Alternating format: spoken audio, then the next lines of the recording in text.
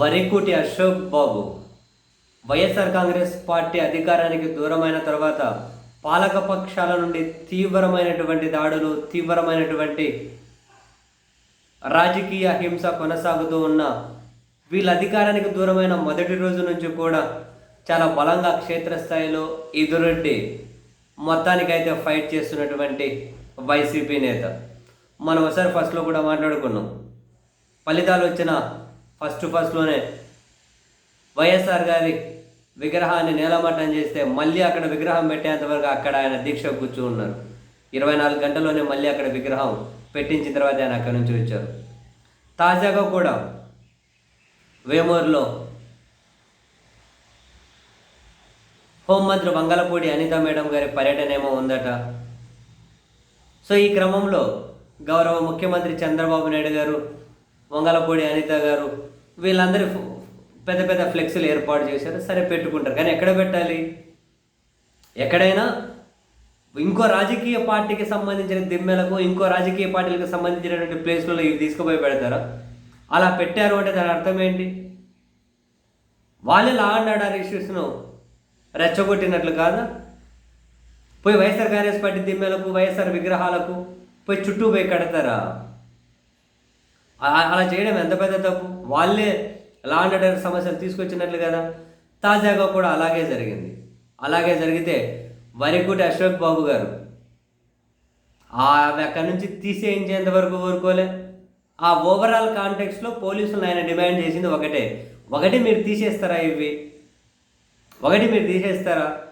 రెండో, ఆ కట్టినోడు ఇంటి మీద పోయబడతాం, లా అండ్ ఆర్డర్ ఇష్యూ వస్తుంది, మీకు అది కావాలా?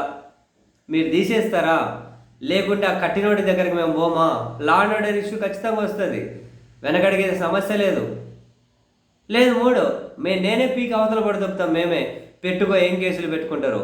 నా మీద కేసు పెట్టుకో, నేనే ఎవిడెన్స్ కదా పీకేస్తున్నా. ఏం మా దిమ్మెకు వచ్చి, మా నాయకుడి విగ్రహానికి వచ్చి, మా రాజశేఖర్ గారి విగ్రహానికి వచ్చి దిమ్మెలకు కట్టి పెడితే, మా పార్టీ దిమ్మెకు వచ్చి కడితే మేము చూస్తూ ఊరుకుంటామా? ఒక్క సెకండ్ కూడా ఆగాం, పీక్ అవతలు పెట్టేస్తామని చెప్పి పీక్ అవతలు పెట్టేశారు. కానీ దాన్ని డీల్ చేసిన విధానం మాత్రం అశోక్ బాబు గారు చాలా క్లియర్గా చూడండి.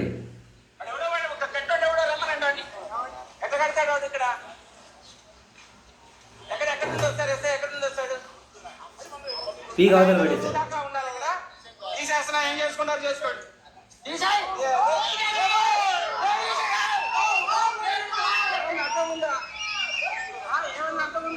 పీకి పడేశారు.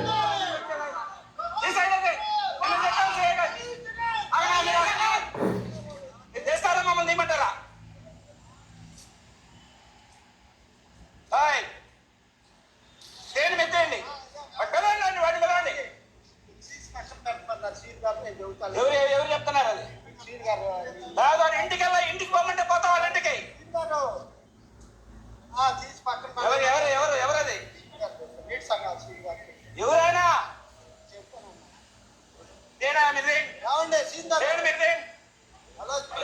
అమృతలో ఉండండి, ఆయన వస్తాడంట. వీళ్ళు ఇక్కడ దిమ్మ కడతారు. వీళ్ళు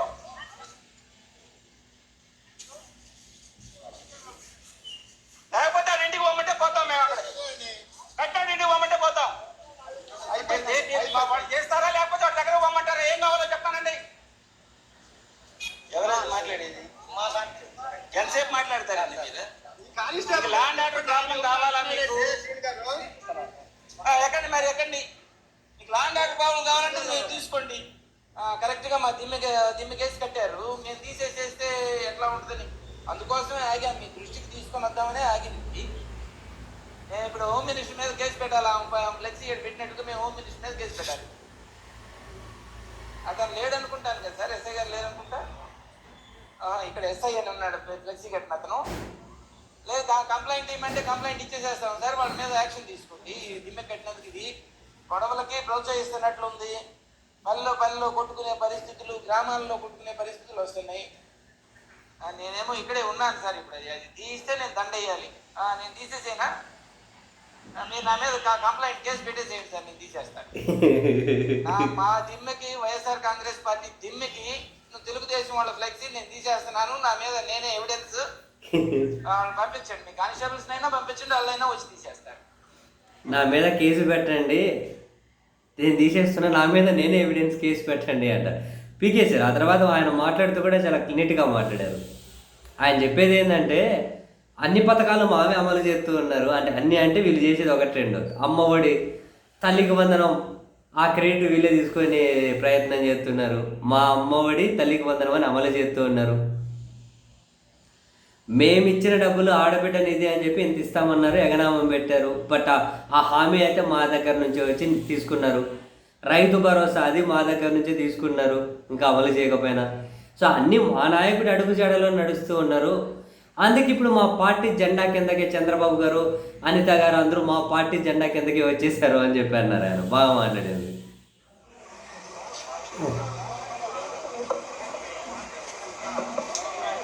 జై జగన్. ఏంటిది చూసారా? ఏంటిది? హోమ్ మినిస్టర్ గారు చంద్రబాబు నాయుడు గారు వైఎస్ఆర్ కాంగ్రెస్ పార్టీలో చేరారంట.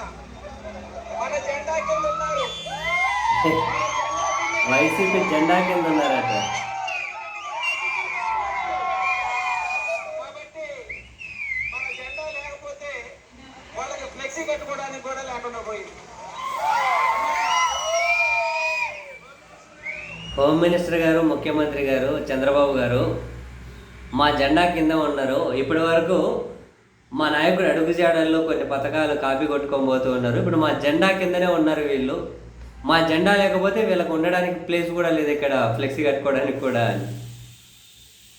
వెరసి మొత్తం మీద అయితే ఈ విధంగా వేరే పార్టీల దిమ్మెలకు కట్టడం, వేరే పార్టీల విగ్రహాలకు కట్టడం, ఏమైనా పీకేస్తే మళ్ళీ వాళ్ళ మీద కేసులు పెట్టడం. ఇప్పుడు ఇక్కడ కొత్తగానేం లేదు. ఈయన ధైర్యంగా వాటిని అడ్డుకున్నారు, అక్కడే ఉండి వాటిని తీసేయించారు.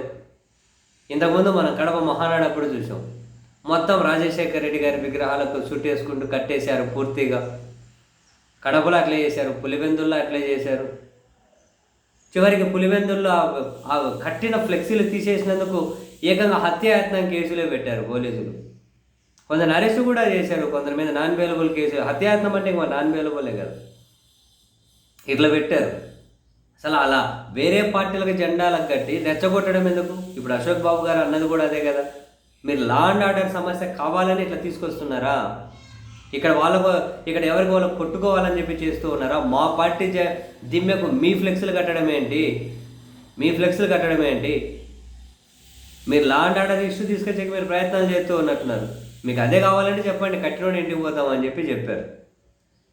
మొత్తం మీద అయితే వాటిని అక్కడ మొత్తం తీసించేంతవరకు ఆయన అయితే ఊరుకోలేదులేండి.